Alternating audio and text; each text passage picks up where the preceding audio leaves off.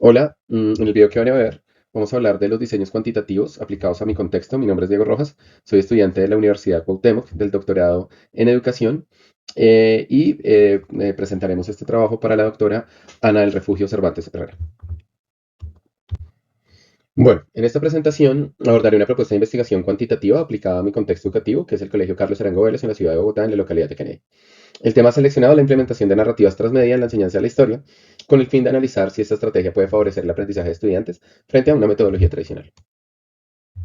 Bueno, presentando el problema en mi contexto, la enseñanza de la historia suele estar desarrollada principalmente mediante clases expositivas donde el docente transmite la información y el estudiante asume un papel mucho más pasivo, receptivo, y esto en muchos casos genera muy poca participación y un aprendizaje basado en la repetición de contenidos que no genera una comprensión profunda. Frente a esta situación, considero necesario explorar estrategias que promuevan mayor interacción, construcción activa del conocimiento, integración de múltiples medios y en ese caso surge la pregunta guía de esta propuesta: si las narrativas transmedia pueden mejorar el aprendizaje de la historia frente a la enseñanza tradicional. Básicamente esa es la clave para intentar hacerlo. Frente a esta perspectiva, digamos que el diseño cuantitativo que se le seleccionó es el diseño de antes o después de dos grupos, lo que considero pertinente porque permite comparar dos metodologías de enseñanza y así medir los cambios producidos en los estudiantes antes de la intervención y de los efectos producidos en la intervención. En esta propuesta, básicamente dos grupos trabajan, uno con narrativa transmedia y uno con metodología tradicional. De esta manera se puede analizar el efecto de la estrategia implementada sobre el aprendizaje histórico. Aquí es importante señalar que si existe, digámosle, una asignación al azar, este diseño se considera experimental, pero si los grupos ya están conformados, como ocurre con frecuencia en los contextos educativos, su aplicación corresponde más a un enfoque experimental. Este diseño presenta básicamente cuatro características fundamentales. En primer lugar, trabaja con dos grupos, uno experimental y otro que es el grupo de control.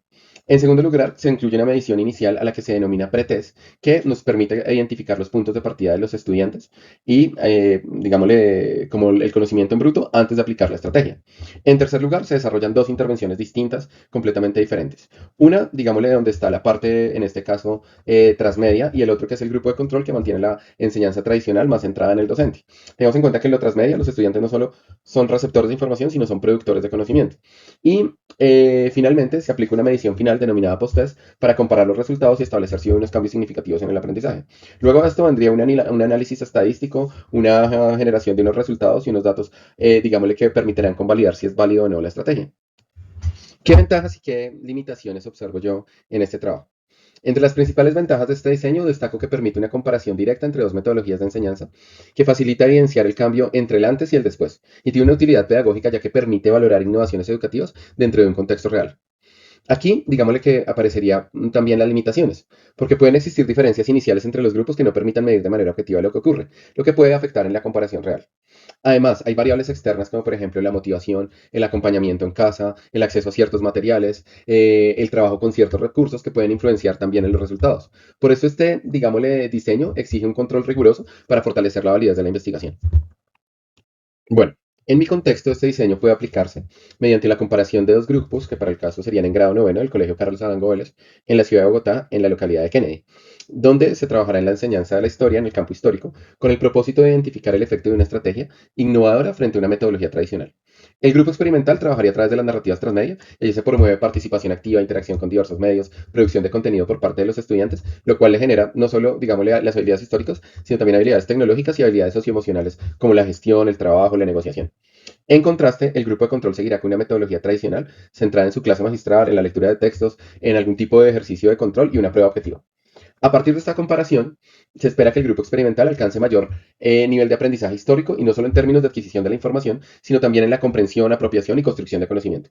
En consecuencia, considero que este diseño es pertinente para evaluar una innovación pedagógica en un contexto educativo real, como sería el caso del colegio Carlos Arango Vélez, ya que logra dar la posibilidad de analizar de manera cuantitativa y comparativa su posible incidencia en el aprendizaje de los estudiantes. A manera de conclusión, considero que las narrativas transmedia pueden ser una estrategia valiosa y lo he venido trabajando en todos los seminarios del doctorado para mejorar la enseñanza de la historia, ya que promueven una participación activa y una mejor apropiación de conocimiento. Asimismo, el diseño de antes y después de dos grupos permite comparar una propuesta metodológica tradicional, analizar los efectos de manera clara y de manera cuantitativa en un espectro real y que pueda llegar a generarse algún tipo de cambio en las estrategias trabajadas. A continuación, muestro el texto que se utilizó de referencia para trabajar este ejercicio académico. Muchas gracias por su observación y no se pierdan una nota final.